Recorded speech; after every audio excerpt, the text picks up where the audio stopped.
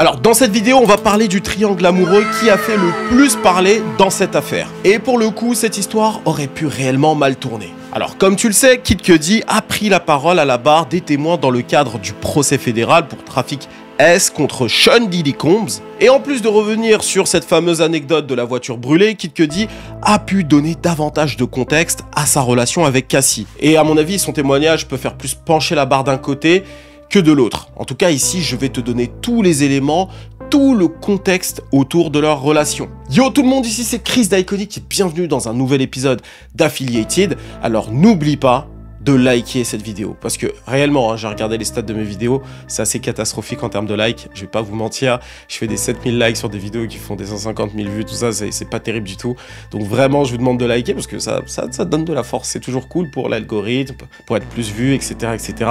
Sachant qu'en général, mes vidéos peuvent être reprises ailleurs, à gauche, à droite, aidez-moi au moins à avoir un peu plus de vues, avec des likes et des commentaires. Aussi, j'ai créé une playlist sur toutes mes vidéos de Diddy depuis 2023. J'ai fait plusieurs vidéos sur le sujet et vraiment, vous pouvez suivre vraiment toutes ces vidéos-là comme une série documentaire, d'accord? Ce qu'on savait en 2023, 2024, etc. jusqu'au procès. Donc pour ceux qui ne connaissent pas l'affaire et qui veulent vraiment avoir tous les éléments, eh bien, allez sur ma playlist, le lien apparaît juste là. Et reste bien jusqu'à la fin, j'ai une surprise pour l'un d'entre vous. Et avant de commencer, deux petites choses. Rectification, je me suis trompé dans ma dernière vidéo, je sais pas pourquoi j'ai dit ça. Gina, c'est pas la mère de Love, c'est Dana Tran, d'accord? Donc je tiens à le corriger ici. Et deuxième chose, je crois que des gens dans ma communauté m'ont corrigé sur le fait qu'aux États-Unis, si tu demandes à un keuf si c'est un keuf, il doit forcément te dire la vérité. Apparemment, c'est pas forcément le cas, mais dans tous les cas, le propos reste le même par rapport à ma dernière vidéo. Le fait que Diddy ait demandé à Cassie de demander aux escortes si ce sont des policiers ou pas, c'était parce qu'il avait conscience qu'il y avait une forme d'illégalité dans ce qu'il faisait. Voilà, donc ça c'est important de le dire ici. Mais à culpa pour ces deux choses-là. Maintenant qu'on a dit ça, sans plus attendre, on y va.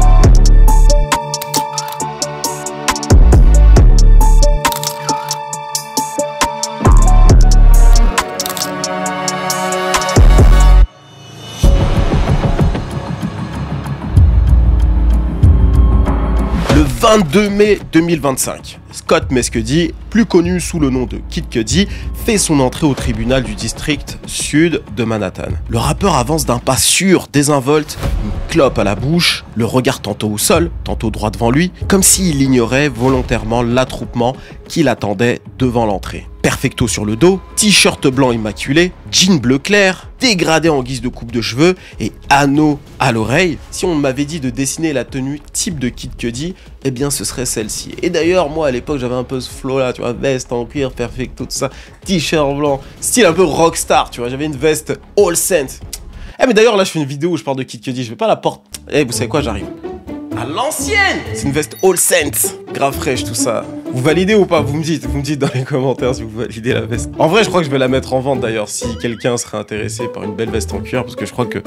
Enfin bref, on reprend cette vidéo. Alors, lorsqu'il rentre dans le tribunal, l'ensemble de la cour se retourne pour voir son entrée. Il faut dire qu'après Diddy, Kid Cudi est quand même la personnalité la plus connue de toute cette affaire. Décrit comme plutôt jovial lors du précédent témoignage de George Kaplan, son ancien assistant, le prévenu, j'ai nommé Diddy, efface tout signe d'émotion sur son visage lorsque Kid Cudi arrive au tribunal. Kid Cudi monte à la barre, et voici ce qu'il en ressort. Mais avant tout, on va remettre un peu de contexte. Et pour cela, il faut revenir en 2010. Après avoir propulsé sa carrière avec le single Day and Night en 2009, Kid Cudi, le protégé de Kanye West, devient la nouvelle star du rap. Ses premiers albums, Men on the Moon 1 et 2, cartonnent dans les charts à tel point qu'ils deviennent de véritables références pour une nouvelle génération de fans de rap. Et de musique que je qualifierais d'alternative. Pour ceux qui aimaient un peu l'électro, le rock, tu vois, tout ça mélangé au rap, Kid Cudi, c'était vraiment notre artiste. Moi, à titre personnel, j'ai beaucoup aimé Kid Cudi.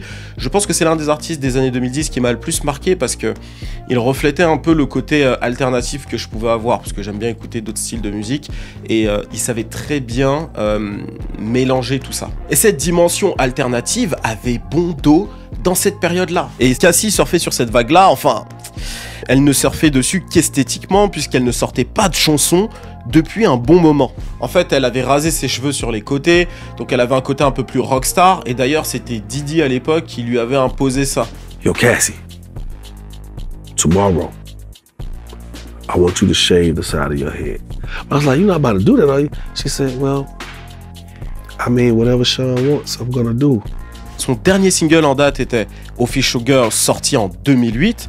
Sinon, rien de probant à ma connaissance. Cependant, Cassie planifiait son retour avec Diddy, d'accord? Elle parlait d'un second album. Et selon moi, c'est là que Kid Cudi intervient. Pour un retour efficace, quoi de mieux que l'auteur de Pursuit of Happiness? D'ailleurs, j'ai fouillé un petit peu et Diddy, dans cette même période, il avait justement fait appel au service de Kid Cudi pour travailler sur son album Last Train in Paris qui est sorti en 2010. Et le boss de Bad Boy avait d'ailleurs diffusé des vidéos exclusives à l'occasion des 10 ans de l'album et on voit justement Kid Cudi en studio avec Diddy en train de bosser sur un morceau.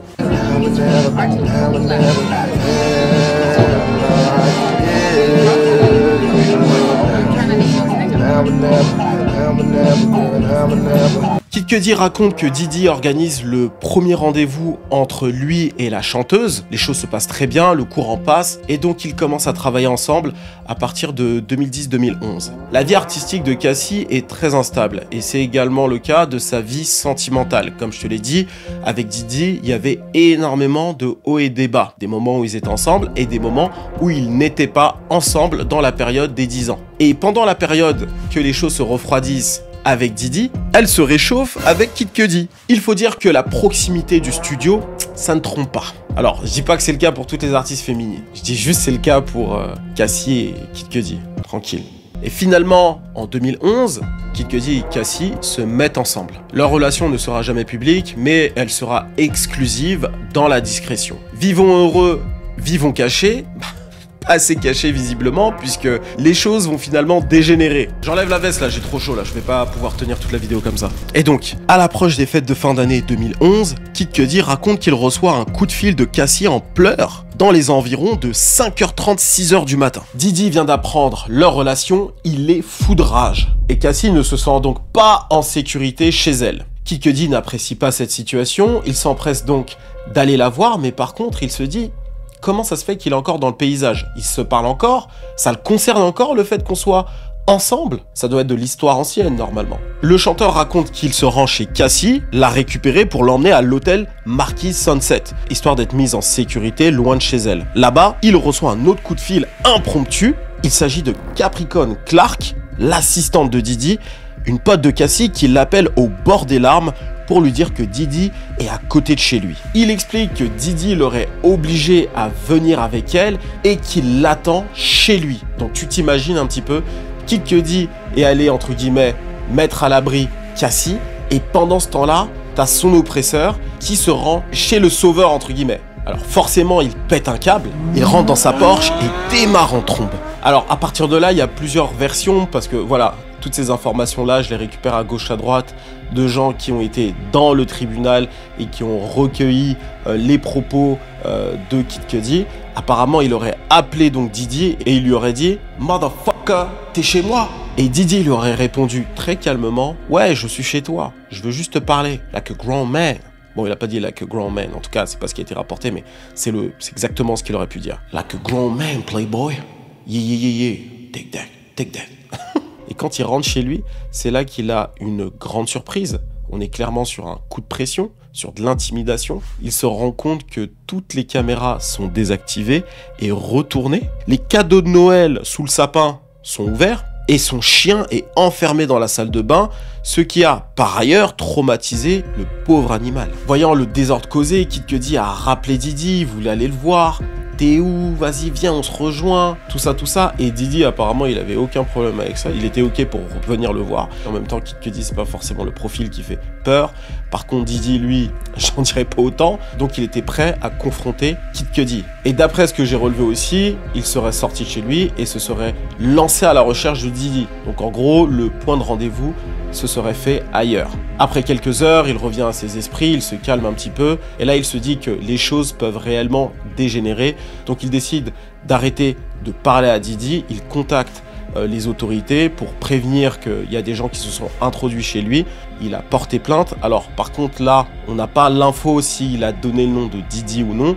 J'ai pas l'impression. En tout cas, ce qui est sûr, c'est qu'il a signalé une intrusion. Quelques jours plus tard, il ira passer les fêtes dans le Connecticut chez les parents de Cassie. Au passage, Didi aurait demandé à la mère de Cassie de lui rembourser 20 000 $ de dépenses pour Cassie. Étant donné qu'elle voyait un autre homme, il s'est dit mais moi je vais pas payer son lifestyle, donc elle doit me rembourser au moins cette somme-là, donc tranquille. Cuck, oui.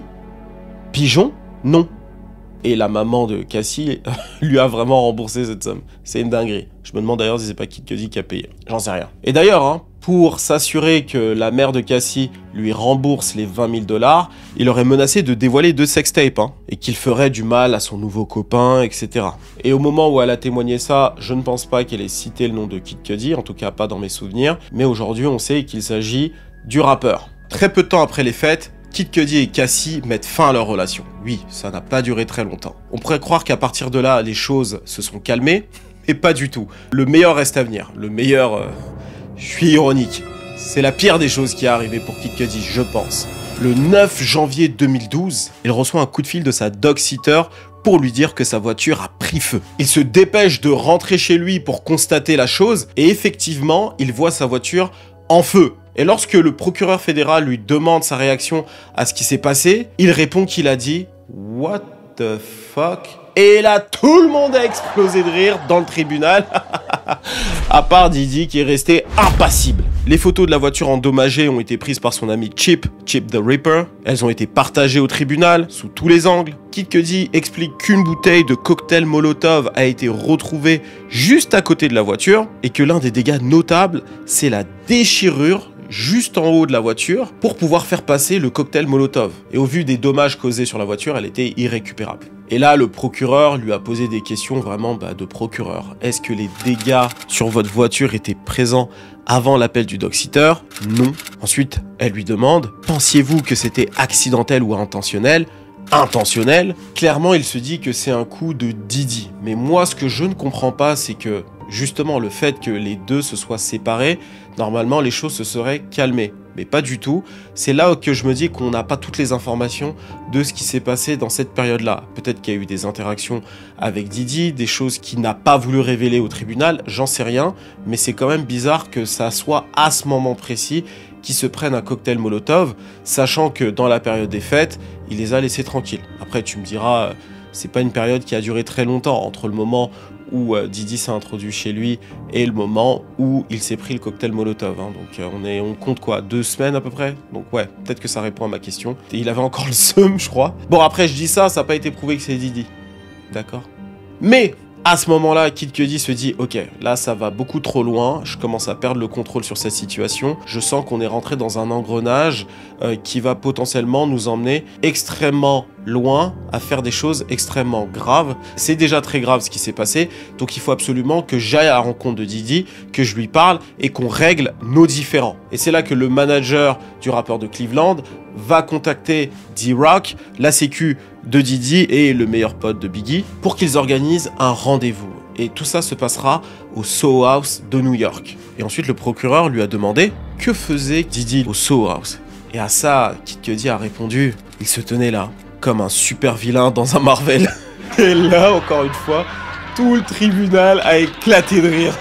Sauf Didi, impassible. En fait, ce que les commentateurs ont dit, c'est qu'on sent que Kid Cudi n'a pas l'habitude de témoigner dans ces affaires-là. Donc, il a vraiment gardé un côté un peu casual qu'il peut avoir habituellement dans ce procès. C'était cool parce que finalement, ça a créé quelques moments de rire dans le tribunal. Et ensuite, Kid Cudi a dit que Didi lui a dit « Je croyais qu'on était potes. Tu sais que c'est ma meuf. » Et le procureur lui a demandé « Vous avez répondu quoi? Je croyais que vous étiez plus ensemble. » Puis Sean Combs m'a proposé de l'eau. 2 fois. En fait, ce qui était très bizarre d'après Kid Cudi, c'est que Didi était hyper friendly, très calme dans son ton de parole. Alors pas forcément souriant ou quoi, tu vois, mais très calme, très posé. Et il a pas montré une once de colère dans sa voix. Clairement, j'aurais pas été choqué qu'à partir de ce moment-là, Didi lui propose un freak-offs. Yo, Cudi, you never party with me, playboy.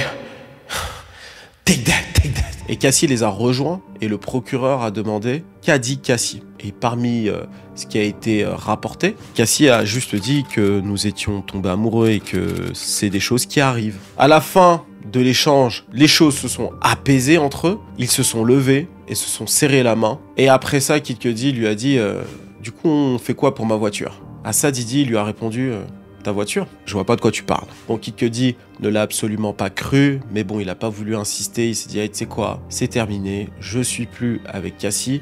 Cassie, d'ailleurs, est retourné avec Didi. Je vais les laisser dans leur délire. Moi, j'avance de mon côté. J'ai pas besoin de retravailler avec eux, les revoir ou quoi. Chacun va de son côté et les moutons seront très bien gardés. Je sais pas si dans ce contexte, ça colle, mais voilà, j'aime bien. Et le procureur lui a demandé s'il a revu Didi après cet événement. Et ce que Kid Cudi a expliqué, c'est qu'il l'a revu 2 ans plus tard à peu près, et encore une fois au Soho House. Et ce qui l'a surpris, c'est que Didi est venu le voir pour s'excuser à nouveau de tout ce qui s'était passé, en lui disant « Vraiment, je suis désolé pour toutes ces conneries qui se sont passées il y a quelques années, vraiment voilà ». Et du coup, Kid Cudi, comme je l'ai dit, était surpris. Et c'est à partir de là qu'il s'est dit, ok, s'il me le redit maintenant, sachant que ça fait un petit moment que ça s'est passé et qu'on s'est pas vu, c'est qu'il est sincère et ça lui a permis à lui de réellement faire le deuil de cette période-là et de passer à autre chose, d'avancer. Et à partir de là, il n'a jamais revu ni Didi, ni Cassie. Et là, maintenant, on va passer au contre-interrogatoire.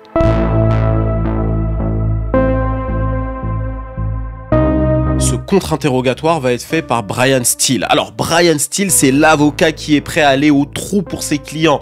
Demande à Young Thug. Pour certains, il est décrit comme étant un pitbull. C'est lui que tu envoies faire des interrogations en face de gangsters, tu vois. Tu vas pas l'envoyer interroger Cassie directement. Comme je te l'ai dit sur ma précédente vidéo sur le procès, pour interroger Cassie, il faut une femme douce comme elle, pour avoir la même approche, pour avoir la même énergie, tu vois. Mais par contre, Brian Steele, c'est quand même mieux de l'emmener en face d'un gangster. Bon, bien sûr, Brian Steele peut interroger tout le monde, mais stratégiquement parlant, il faut mettre des gens dont l'énergie se match. Et en l'occurrence, Kid Cudi, c'est une star, il en impose, il a du charisme. Tu mets un Brian Steele en face pour que ça puisse matcher, entre guillemets. Et l'interrogation de Brian Steele était plutôt directe et n'a pas l'air d'avoir duré si longtemps que ça. Alors il commence avec une chose. Est-ce que vous saviez, monsieur Scott Mescudi, que l'ADN qui a été retrouvé sur le cocktail Molotov est celui d'une femme? À cela, le procureur a crié « Objection infondée !» Je ne sais pas pourquoi elle a dit ça, mais en tout cas, ce qui est certain, c'est que le juge a retenu l'objection. Donc, il a dû changer sa question et aller sur autre chose. J'ai trouvé l'information intéressante. J'espère que dans une prochaine vidéo, ou du moins à la conclusion de ce procès, je serai en mesure de vous expliquer pourquoi c'est passé.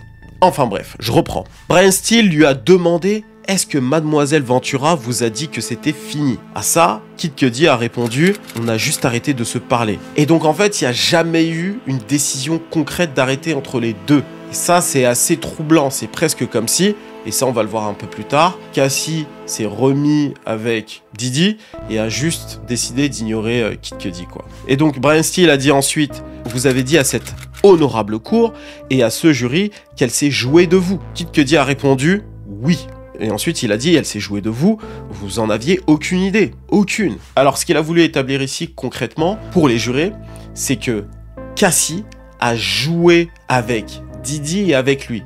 Donc, elle a fait double jeu. Et ensuite, ce qu'il a mis en lumière, Brian Steele, c'est que Kid Cudi avait dit que Cassie avait un deuxième téléphone, et pas n'importe quel téléphone. Un burner phone, donc un téléphone vieux, tu vois, c'est les téléphones de dealer avec recharge, d'accord? Et pourquoi elle avait ce téléphone? Pour pouvoir parler avec les deux et ne pas être cramée. Donc c'est vraiment pour dire qu'elle avait fait en sorte de se jouer de Kid Cudi et de Didi. Encore une fois, c'est pas moi qui le dis, c'est les preuves, c'est ce qui a été rapporté par Kid Cudi, c'est les éléments que l'on a à notre disposition. Et d'ailleurs, Kid Cudi ne se rappelait plus l'avoir dit, et Brian Steele était sur le point de lui ressortir exactement le moment où il avait dit avant, lorsqu'il avait été entendu par le procureur, sûrement.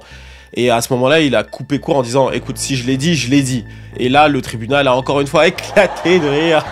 Et bien sûr, sauf Didi. Didi, lui, c'est mort. On va pas rigoler à une blague comme as, on est dans son procès, lui, il veut sauver ses miches. Et la dernière chose qu'il a mise en lumière, c'est que c'est en réalité Cassie qui a donné son adresse à Didi.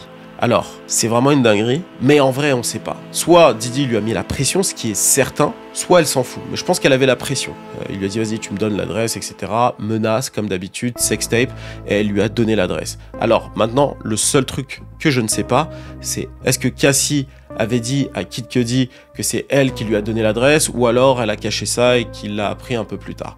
Dans tous les cas, lorsqu'on regarde un petit peu tout ça, et ce que Brian Steel a réussi à faire de façon assez brillante, je dois le dire quand même, c'est que il a mis en lumière que, en fait, c'est pas aussi direct que sur le document d'accusation. C'est-à-dire, Kid Cudi commence à voir Cassie dans une certaine période où Cassie ne sortait plus avec Diddy, et là Diddy décide de lui faire exploser sa voiture, et ensuite voilà, tout le monde a peur, etc. Non, les choses se sont passées à plusieurs moments différents, même si Brian Steel à un moment donné, ça je l'ai pas dit, il a voulu mettre en lumière le fait que Diddy n'a pas voulu intervenir, interrompre leur relation à partir du moment où ils étaient ensemble. Moi, ce que je dirais, c'est que finalement, potentiellement si, parce que étant donné que les deux n'ont pas concrètement mis fin à leur relation, Diddy a pu penser qu'ils étaient toujours ensemble, et donc du coup, il a décidé de foutre la voiture de Kid Cudi en l'air. Donc voilà, on sait pas, mais en tout cas, ce qui est clair, c'est que Cassie s'est joué de ces deux messieurs, mais cela ne veut pas dire que derrière, Diddy n'a pas voulu vraiment mettre un coup de pression à Kid Cudi. D'ailleurs, c'est ce que j'essaie de vous expliquer depuis le début de mes vidéos, c'est que tout est nuancé, les gars, hein. C'est pas les gentils, les méchants, même si dans ce cas de figure, Cassie s'est fait taper, donc moi déjà pour ça, voilà, je suis du côté de Cassie, dans ce cas de figure-là précis. Mais en tout cas, pour ce qui est du trafic sexuel et du RICO, c'est encore difficile à prouver, mais sur ce cas précis-là, où il aurait mis le feu à la voiture de Kid Cudi et il serait rentré chez lui, je pense que ça peut rentrer dans l'organisation criminelle, hein, parce qu'il n'a pas été seul, etc., pour rentrer chez lui, donc je sais pas trop. Vous voyez, je sors de cette vidéo-là, finalement, le cas s'est aggravé des deux côtés pour moi. Donc je sais pas, vous me dites en commentaire ce que vous en pensez. Est-ce que vous pensez que le témoignage de Kid Cudi va plus dans le sens de Cassie, ou est-ce que ça va plus dans le sens de Diddy? D'ailleurs, ce que je fais sur mon compte Instagram perso, iamchris.k, c'est que je fais des sondages très souvent en story. Donc je vous pose différentes questions et je vous laisse y répondre parce que voilà, c'est cool et tout, comme ça on échange un petit peu et j'aime bien savoir un peu ce que vous pensez. Et n'oubliez pas de liker. Vous oubliez trop de liker, hein? Faut liker cette vidéo un maximum pour que voilà, les gens puissent découvrir ma série de vidéos. Comme je l'ai dit, j'ai fait une playlist sur cette affaire. Et n'oubliez pas de suivre aussi Iconic sur tous les réseaux. Inscrivez-vous sur la newsletter si vous aimez le business, la création de contenu, si vous voulez lancer des projets et que vous avez besoin des réseaux sociaux. Dans la newsletter, on envoie des mails, on envoie des masterclass, des vidéos gratuites, on envoie des vidéos d'Iconic Programme sur cette newsletter, d'accord? Inscrivez-vous, c'est que pour les gens qui sont business. Si vous aimez le divertissement, vous restez ici, mais là-bas c'est le business. Bon, avant de boucler cette vidéo, c'est quoi cette fameuse surprise? Eh bien, j'organise un jeu concours pour faire gagner à l'un d'entre vous un voyage à Atlanta avec moi. Oui, tu as bien entendu. Alors pourquoi Atlanta et qu'est-ce qu'on va faire? Eh bien, l'idée pour moi, c'est de faire découvrir Atlanta à l'un d'entre vous à travers la musique que l'on écoute. Le voyage aura lieu fin août. Ça durera 3 jours et vous aurez l'occasion de visiter tout un tas de choses. Donc c'est-à-dire à travers les bijoux, les grills, la trappe. D'ailleurs, on va visiter le musée de la trappe, la soul food et bien sûr les strip clubs. Et oui, ça fait partie de la culture. Et bien sûr, tout ça sera filmé pour une grosse vidéo sur cette chaîne. Et je peux te garantir une chose, c'est que cette vidéo-là sera l'une des meilleures vidéos que j'ai sorties sur cette chaîne YouTube. Ça va être différent, innovant et vous allez kiffer votre race. Alors, pour participer à ce jeu concours, qu'est-ce qu'il faut faire, hein? C'est la question que vous vous posez. Eh bien, c'est très simple. Il y a un lien dans la description et sur le premier commentaire. Tu donnes ton prénom, ton nom de famille, tes réseaux sociaux, un petit message pour te décrire, t'es pas obligé d'être très long. Et si tu as un message à me transmettre, n'hésite surtout pas, d'accord? C'était Major d'Iconic pour vous servir. On arrive avec d'autres vidéos, d'accord? Restez branchés, abonnez-vous. Cheers!